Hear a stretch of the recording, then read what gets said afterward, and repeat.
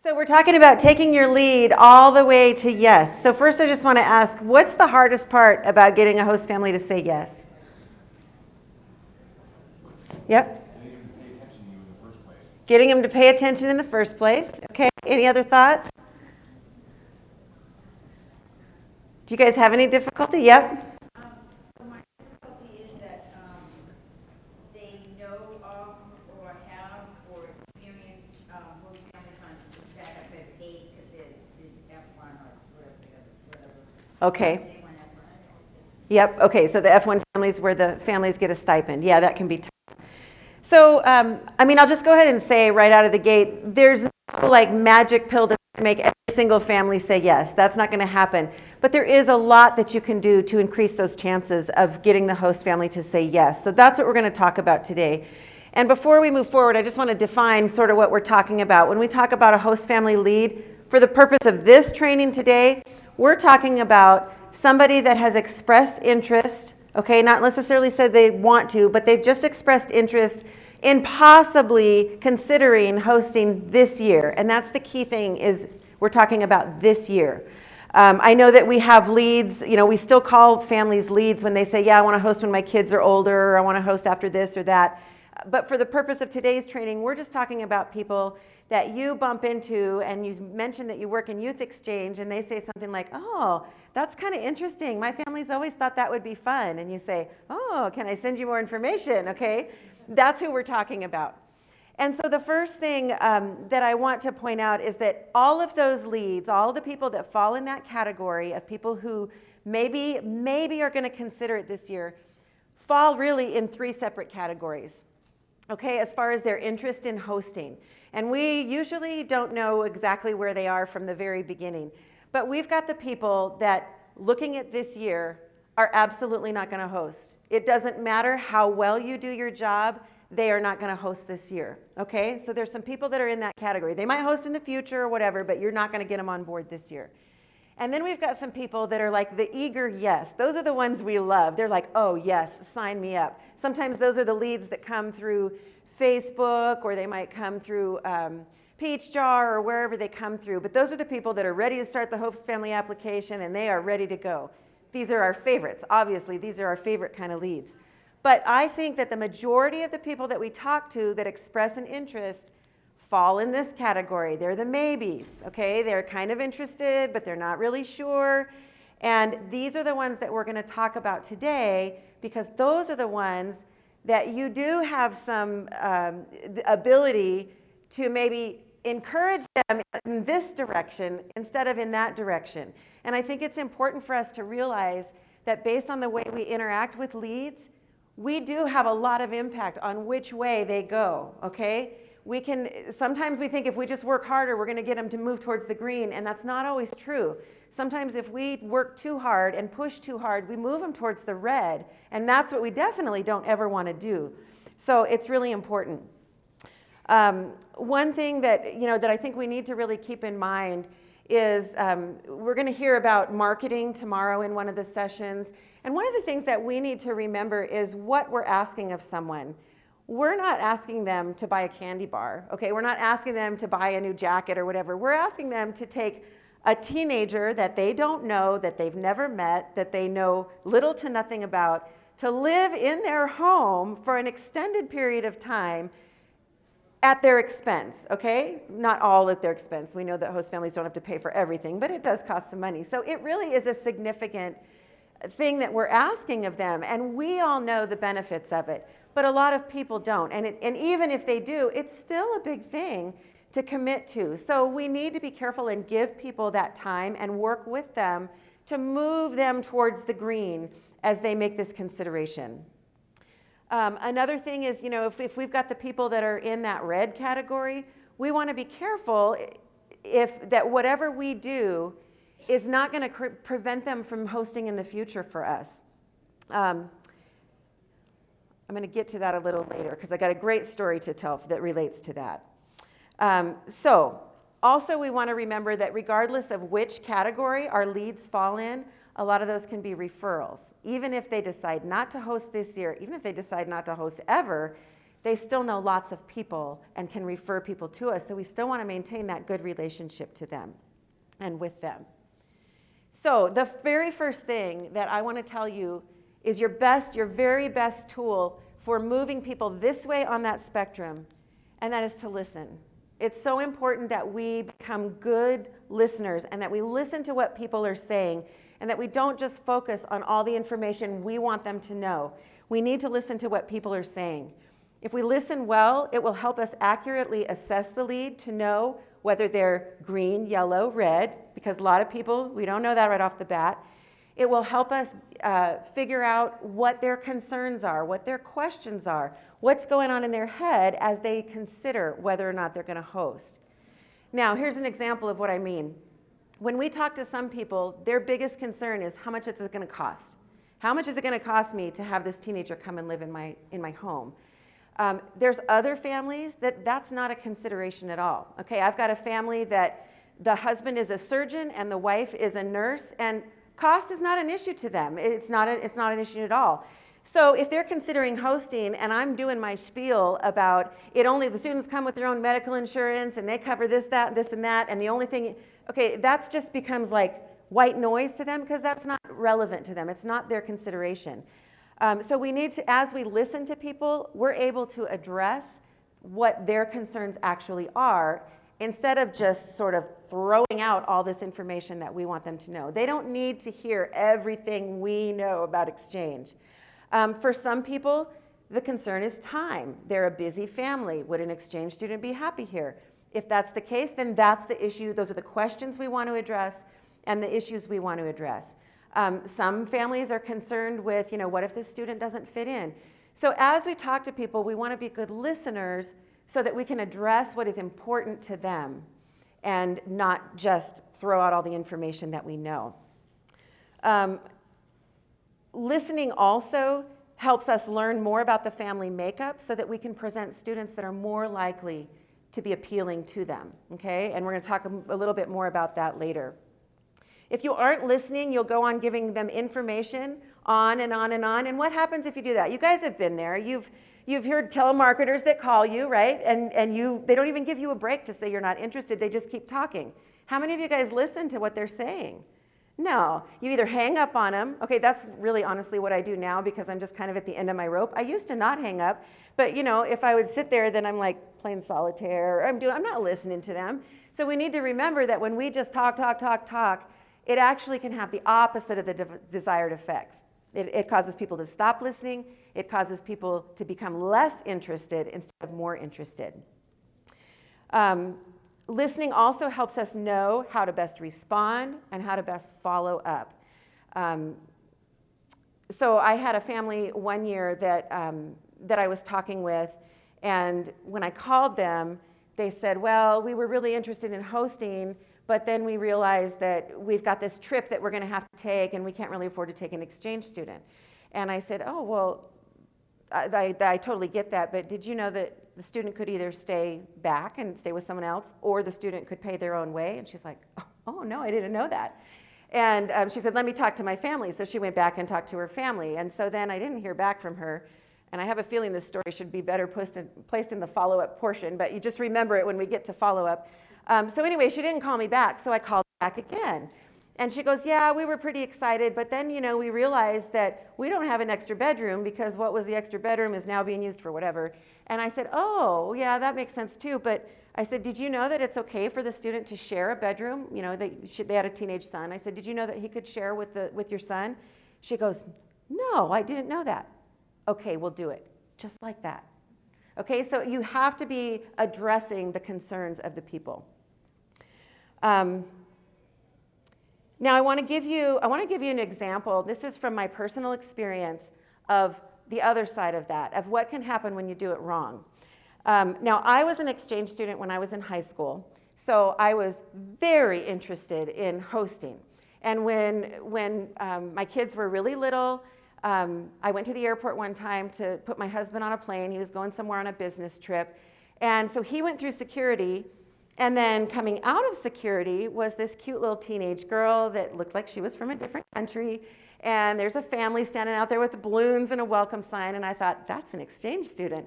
And so, I was like, remembering my own experience. So I watched the girl go to the family, and they hugged her, and they're all talking and everything. And she's kind of standing there sort of stiff and awkward. But it was just very heartwarming to me. So I kind of let them do their initial greetings and all that. And then when that had kind of all settled down, I walked over to who I presumed was the coordinator, and I was correct. And I said, is this an exchange student? And she said, yeah, it is. And I said, oh, that's so cool. I was an exchange student, and someday we're going to host. Well, that was all she needed, and off she went, okay? She said, I have this girl from Norway that needs a family. She needs a family so bad. Would you guys consider taking her? And I said, I would love to take her, but we can't. And that was the absolute truth, okay? There were things in our home life, family situation that we could not take this girl. Well, she didn't hear that part. She wasn't listening, okay? And she said, oh, but she's just the nicest girl. And she goes on and on. She tells me all about this girl. And I said, I'm so sorry, I can't. I said, my husband just went on that airplane. And this is something else people often do, is they don't tell you all the real reasons, because honestly, it's none of our business. So they give you some of these other excuses, right? I said, my husband just went on that plane. She's like, oh, well, you've got to call him and talk to him, because I really need a family for this girl. This lady, I'm not kidding you, followed me out to my car. She followed me out to my car. She wrote her name and her phone number on a little piece of paper, and she handed it to me. She goes, you call your husband, and you call me. Okay, so I'm like, whatever I have to do to get rid of her now is kind of what I'm thinking. So of course, we didn't host the Norwegian girl, because we couldn't. It wasn't an option. Now, 3 years later, we were ready to host, okay? 3 years later. The only thing that I knew at that point is I was not hosting with this woman who didn't listen to me. So we got online, we did a Google search. Now at that time, there were only 3 exchange programs that were working in our area, and she was the largest, actually. And so we did a Google search, and we looked here and we looked there, and we finally found who we wanted to host with. And so we hosted, and of course, when we chose this program that wasn't in the area, and they said, we don't have a local coordinator, we'll have to find one. I said, that sounds like the best job ever. So I signed up for that. So this lady, here's the point that I want to make. This lady didn't lose a host family that day, because there was nothing she could have done to gain us as a host family that day. We just couldn't do it. 3 years later, she family, and she doesn't know this. I've told this story so many times, but she doesn't know this. We've hosted 15 times now. So she lost a 15-time host family. I became a local coordinator, and I usually placed between 12 and 20 students a year in our area. Now, if she had said, I need a local coordinator to work with me, if she had been nice and respectful and listened, I would have been working with her. So what she ended up doing was losing literally hundreds of placements because she didn't listen. We really need to remember that, because sometimes we know, and now having done this for so long, I sympathize with her need for this family for the Norwegian girl. I really do, because something would happen. The girl was already here, and something would happen. But we need to remember to listen, because if she had really listened to me, instead of just hounding me and following me to my car, if she'd have maybe just taken a different angle and said, I understand that you can't do it, but maybe could you help me? I'd have been all over that. I probably would have signed up as a local coordinator and placed the girl with a friend of mine. So we need to remember that pushing harder does not always get us where we want. It can actually take us very much in the opposite direction. Okay. Let's see. Okay, so when we're talking to people about hosting, another thing we need to remember is that we work in this industry, and so all the language makes sense to us. And even the term exchange student makes perfect sense to us, and we know if I say, do you want to host an exchange student, we get all of the stuff that entails. But not everybody else does. Some people have this vague, fuzzy feeling, like this blurry globe of what that means.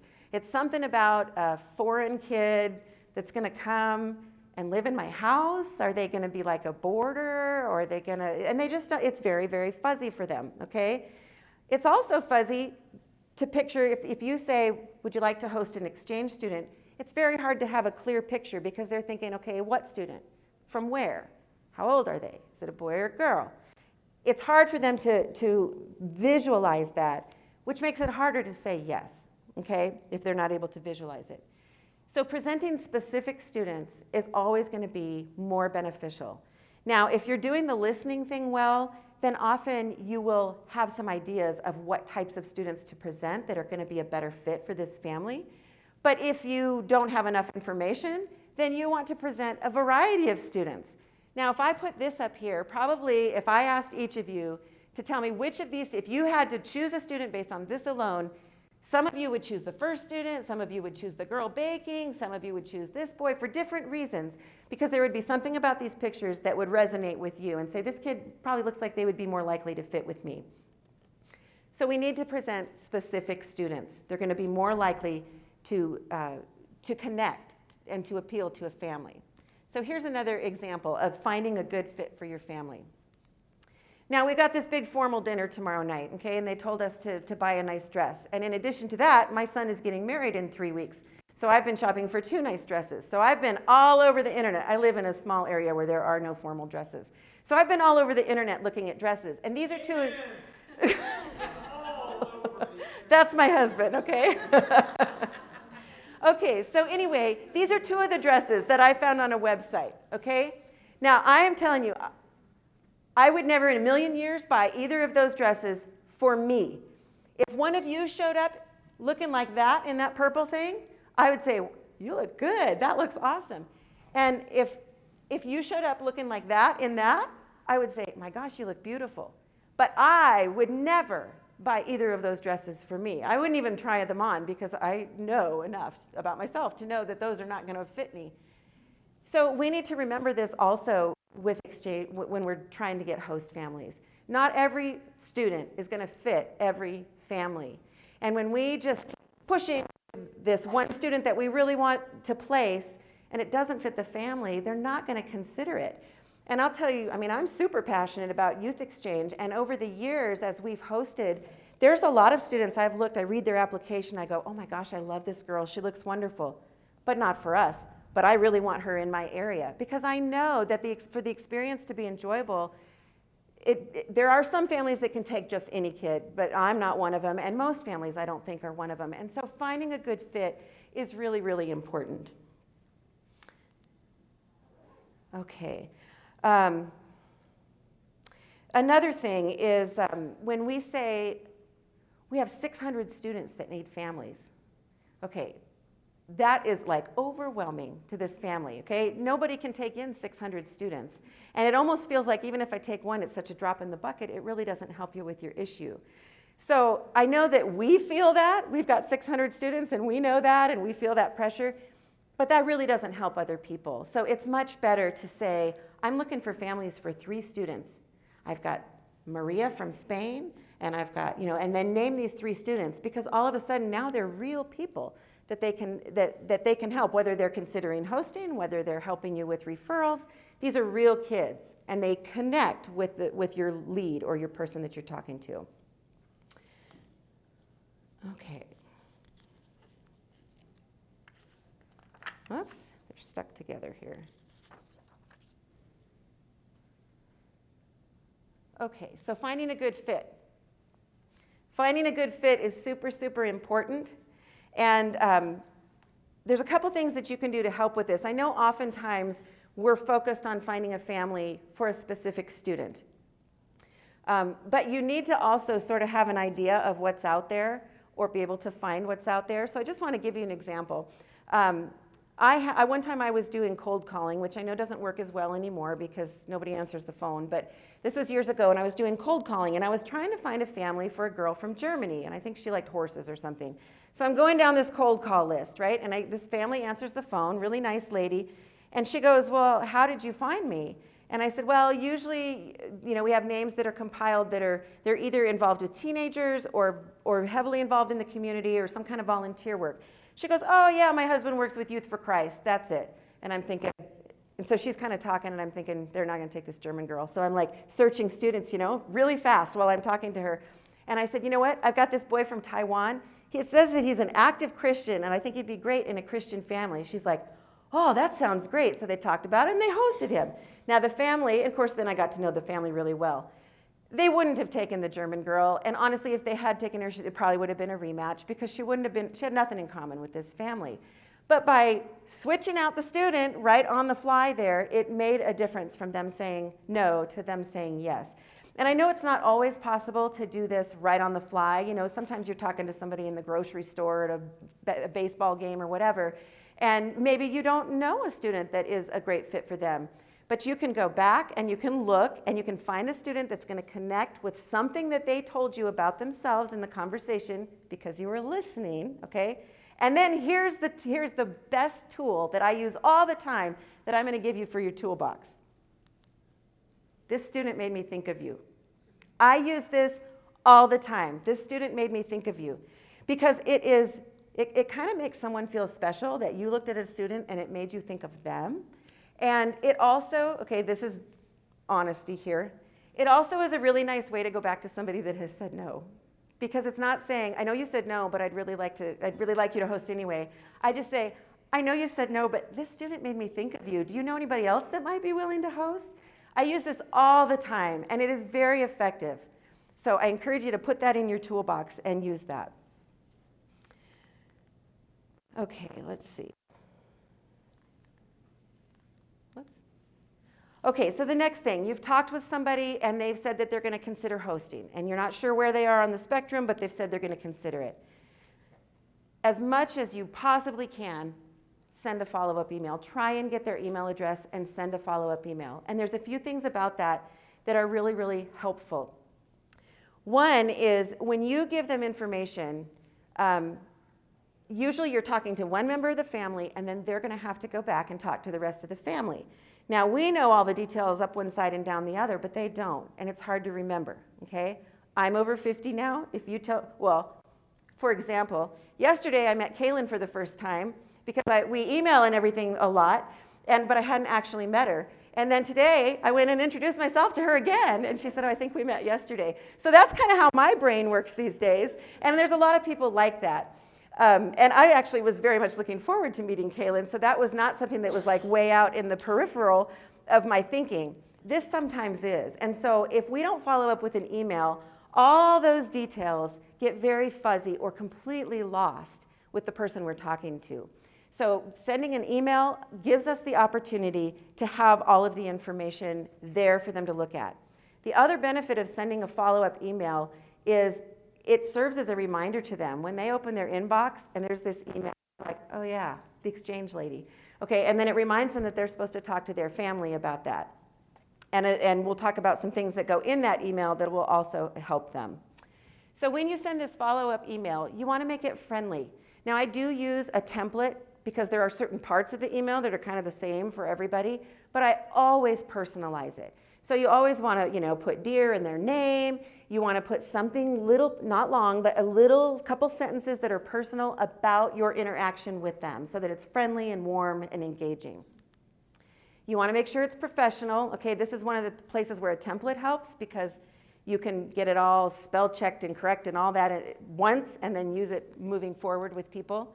You want to include general hosting information, but it needs to be short. People don't read paragraph after paragraph after paragraph.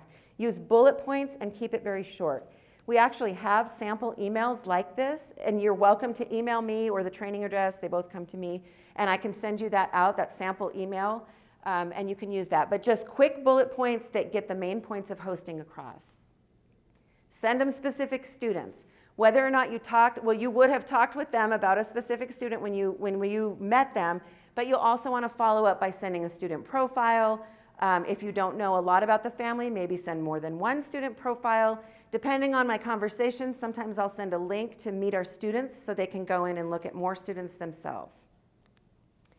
And then a link to the blog. Now this is kind of a new thing. We've only had this blog for a short time, and tomorrow Brenda and I are going to do a session on all the ways that you can use the blog to promote the program, and there really are some great ways. So you can find a post for example, if you're talking with a family that are empty nesters, and they're like, well, I don't know that a student would really like living with us. We don't have any kids at home. Well, you can, in your email, send a link to them to the blog post on empty nesters. Do they make good host families? It's going to be very relevant for them, and it's going to answer their questions. Remember, you don't want to talk this long, but they're able to get those answers by going to that blog post. So you can give them a quick summary, and then they can go there for the full information. And then this one's super important. You want to schedule the follow-up. When you're talking to someone about hosting, while you're talking with them, you need to tell them when you're going to follow up. And then you want to put that back in the email again, so now they've heard it twice. You always want to keep the follow-up ball in your court. Don't ever say to someone, yeah, talk to your host family and give me a call if you're interested. Okay, you don't want to do that. What if they lose your phone number and they Google and they call AFS? Then you've just recruited a family for someone else. And also people forget to talk about it, they get busy, there's all kinds of things that happen. So you want to say, talk to your host family, and I'm going to give you a call in about 3 days, or I'm going to give you a call on Thursday, or whatever it is. And then in your email, put that in there also. I look forward to talking with you on Thursday. By having this in there, it reminds them that you're going to call. It serves as, it presents you in a professional manner, and then when you follow up, you've demonstrated some professionalism, which is helpful. Now, they're not going to think all of this like the way I just said it, but subconsciously, that is going to be in their mind that this person was professional and they followed up, and that gives them a sense of confidence that if they host with you, that you're also going to be professional and helpful and follow up, which is what people need to know. Okay, the next part is overcoming objections, and this happens a lot. We get these objections of why people can't host. And I talked with you about this a little bit before at the beginning. Remember I told you about they were going to take a trip, and then they didn't have a bedroom. And so you need to learn how to overcome objections. Now, what I mean by this is not that no matter what they say, we argue with them like the lady in the parking lot at the airport. That's not what I mean. But oftentimes people do have objections that they just need a little help solving the issue, and they would be happy to host. So we need to work with people to overcome their objections. Now, I know it can get a little complicated because there's also a lot of people that don't know how to say no, and so they come up with all these things, and so you got to kind of, work through all those wherever they are. But there are a lot of legitimate leads that just need some help overcoming some of their objections so that hosting will work for them. So when you're overcoming objections, you want to consider what they're saying, first of all. Really think about it, right? If they have a felony charge, there's no overcoming that objection. There are some things that you just can't overcome, okay? Our situation, even though I didn't tell the lady what it was in that first story I told, there was no way to overcome that because we just weren't in a position of being able to host. So you want to consider what they're saying. And then you want to affirm what they're saying. This goes back to listening. And this goes, if you were in Brenda's session earlier about the emotional bank account, about listening, being a good listener, this is super important. So affirm their objection. I understand. Everybody's on a budget if that's their issue. Or, whatever it is, you want to acknowledge and affirm that objection. Then you can offer a solution. If you just offer a solution right off the bat, a lot of times it feels to them like you're just arguing with them. So you can offer a solution. And again, I'll say some objections don't have a solution. Some of them are legitimate reasons why they can't host, but many times there are solutions. So some of the objections I hear is we can't afford to host, or we're too busy to host. What's the answer to that? If we're too busy to host. The students love busy. I have some great cultures. Exactly. Students, not all students, but many students love busy, and they're miserable if they're in a home where nobody does anything. And the opposite is also true. There are students that love the homebody families. So there really is a student for everyone. We don't have kids at home. Our kids are young. I always love it when I get that because I started hosting when my kids were really young, and I loved it. In fact, I liked hosting more when they were young than I did when they were teenagers. But so I always tell my personal story there about how it impacted my kids and all the benefits of it. We have a big vacation planned. We kind of talked about that one early. Or we're traveling a lot this year. My very first year as a local coordinator, I had a family that was really interested in hosting, but they said, they were homeschoolers and their husband owned his own business. So they could pick up and go whenever they wanted to for as long as they wanted to. And they said, we'd really love to host this girl, but this is the problem. And so I actually didn't answer right away, but I called her back and I said, okay, here's what we can do. If you'll host this girl, I'll recruit a backup host family, which was my parents, that will keep this girl wherever you want to go. And you can go as much as you want, as often as you want, for as long as you want, and they'll keep her while you're gone. That's what we did. It was awesome. The girl loved it because she had what she said was she had her host family and her host grandparents. And that's how she thought of them. My parents loved it. Well, my mom at least did. I think my dad did too. My mom always wanted to host, and my dad always said no. So this was sort of their opportunity to host without being the permanent host family, and it was flexible for them. She came back to visit. She stayed with my parents. So there's many times there are ways, solutions that will help overcome some of these objections. Okay, and then following up. I already told you, keep the ball in your court. Schedule your follow-up for 2 to 3 days.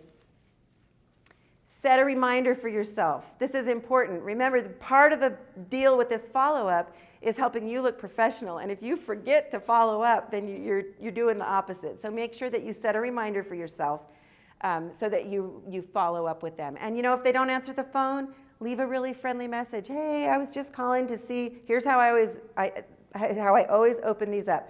Because I hate pushies so much. And so I don't ever want to be have you decided yet? Are you going to host yet? So I always say, I just wanted to see if you've had a chance to talk about it, if you have any questions that I can answer. That's really non-pushy. And then if they haven't talked about it, they don't feel horribly guilty because I sort of gave them that out. And if they do have questions, they have an opportunity to ask them. Okay, so schedule that reminder. Be friendly and helpful. And give them time. I know that we desperately need placements and we want every kid placed as soon as we can. But there are some people that if we push them to give us an answer now, it's going to be no. But if we give them a little more time, it might be yes. And so we got to be careful. It's a delicate balance and you got to be really careful with it. But some people just need time. And what I've found is some of those families that need more time because they're very careful and deliberate about thinking it through, those are the families oftentimes that when issues come up, they're a lot more patient and deliberate about working through them. The families that say yes quickly, sometimes will say, get them out of here quickly. So not always, but sometimes. So anyway, give them time. And if they haven't come to a decision, you just start over. You say, okay, no problem. I'll give you a call on Monday. And then you set that reminder and you give them a call on Monday. Now, I've done this a lot of times. And I will admit that sometimes it makes me feel a little awkward when I'm calling for the 5th time because I don't want to be that pushy person. So what I've done actually is once I get these families on board, and then some of them become local coordinators, and then they become my friends, then I go back and I ask them, I said, when I kept calling you, was I pushy? And all of them have said, no, you weren't pushy. You were friendly, you were warm, you were helpful, you didn't make me feel obligated, you were just really helpful. So keep that in mind. So how many times should you follow up with a lead? As long as they let you keep following up. No. There we go. Until they decide. Okay? There are some people who need you to keep following up over and over and over until they decide. So, and I will say that once I reach that point where I start feeling a little uncomfortable, I'm calling them for the 6th time or whatever it is, or they're not taking my calls, and so I'm sending emails, I start giving them an out then, and I'll say, if you've decided this isn't for you, just let me know, and I'll stop bugging you. You want to give them the out. We don't want to keep wasting our time. If the answer is no, I want to know. So I do try and give them that out. But there's a lot of people that if you don't continue to follow up, you will lose the placement, not because they decided no, but because they never decided. It fell off their radar. And that's what our follow-up is meant to do, is to keep it on their radar and keep it moving forward. And then I want to give you just some statistics on follow-up. I don't know if you guys have seen these before. These are for sales in general, but they absolutely apply because what we're doing is very closely related to sales. So 48% of salespeople never follow up with a prospect. 25% make a second contact and stop. 12% make 3 contacts and stop. And only 10% of people make more than 3 contacts. Now, I worked as a regional director for 11 years, and I would say these numbers are probably pretty close to the average local coordinator. I would say this group is probably the above average because you qualified for conference, but still, I would say these numbers are pretty close. 2% of sales are made on the first contact. I think in exchange, it's probably less than that. Almost nobody says yes the first time, but occasionally it happens. 3% are on the second contact, 5% on the third contact, 10% of sales on the fourth contact, And 80% of all sales are made on the 5th to the 12th contact. So if we're giving up too soon, we're losing all these, I know with us it's not sales, but it sort of is, host families, okay? We've got to continue to follow up in a non-pushy, non-threatening, helpful, warm, and friendly way until we get an answer one way or the other. And then another thing I want you to remember is referrals. Don't forget about referrals, because if you've got a family that decides not to host, at whatever point in the spectrum, even from the very beginning, if they're the red one doing this, they know somebody who would. And I'll tell you what I've found is that a lot of times for those people, you know, if you've been really super nice and sweet and helpful with them, some people feel sort of guilty about saying no because they're thinking of this specific student that needs a family, and the clock is ticking because we're heading through summer, and they really want to say yes, but they can't say yes, and so they feel a little guilty. This is the way that they absolve their guilt. They help you a little bit. They give you a referral, and lots of people will do that. So I don't ever make somebody feel guilty about saying no, but I do always ask them, who else do you know that might be a good family for this student, okay? Your family is a soccer player. You know all the soccer players. Who else do you think might be interested? Because I'm really working hard to find a family for this student. And then many times they will help you. Okay, any questions? We've just got a few minutes left if you have any questions that I can answer for you. Uh-huh. What is your response when their concern is if it goes bad? Like, what if my kids don't meet the student? What if the student isn't fitting in or something goes bad? I know what I say to them, but I probably don't have Sure. the best answer, so what would you tell them? Okay, so she asked, what do you say, what if the family says, what's going to happen if the student doesn't fit, if they don't get along with my family, or if they don't click with my kids, or if they're naughty? I mean, they don't say those words, but that comes up sometimes too, right? And what I always say is, I say, you know, we try really hard to make a good match from the beginning. We work really hard to prepare the student and the host family. If there's a problem, the first step is that I'll meet with you and try and help resolve it. But this is what I always say, these are the words. But you are never going to get stuck with a kid in your home for the whole year. I said, we don't do that. If it's just not working, it's just not working. And sometimes it doesn't work, and it's nobody's fault. It's just not a good match. And we don't want you to just push through and make it to the end of the year. So if that's the case, then it would be my job to find a new family for that student. So I have a host mom who has a little boy who was very excited to host when she first contacted me. We had her matched with a student, the school had accepted her, but her mom was in hospice at the time, and so we had put off doing the home visit. Then she contacted me that her mother had passed away, and now she's completely stopped responding to me. And I don't want to be insensitive, but I know how excited she was. Like, how do you handle something? Yeah, I mean, I would probably, that's really hard because she's probably going through a lot. I would probably either, like if she's not responding by phone or email or whatever, I would probably send her an email and just say, I know that this must be such a hard time for you, and I'm not trying to push anything on you. If you're interested in hosting, I want you to know that we're here, and if you need time, I totally get that. People need to hear that. They need to hear it's okay to say no. And then, you know, you might, sometimes when I've got people that say no now, not sometimes, almost always, if I've got people that tell me no now, I'll do one more last-ditch effort in August. And I'll send out, usually I send out an email to a whole bunch of people, and I'll say, if you know anybody, these students still need families. And, you know, I send it to all the people. A lot of times it's like repeat host families that are taking the year off, and then they go, oh, well, I guess I could just take this student. So I usually do one more of those in August.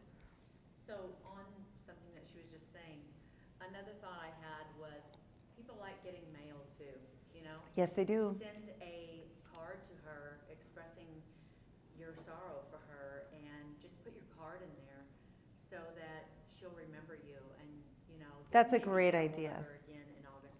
At least she knows you took the time to go buy that card and send it to her because you're thinking of her. That's a great idea. If you couldn't hear that, she said, send her a card. She was talking about a host family that had decided to host, and then they had a death in the family, so they couldn't host.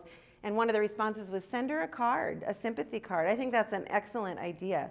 And that, again, is kind of, sometimes we get so focused on the need, and it is a real need, but we have to remember to listen and to try and see it from other people's perspective also. There are so many times when no really means not yet. Yes, absolutely. Many times no means not yet. It did with me at the airport. It did with this lady too. Yeah, many, many times that is the case. All right, so we are out of time. Thank you so much. I hope that this was helpful to you, and enjoy the rest of your conference. Thank you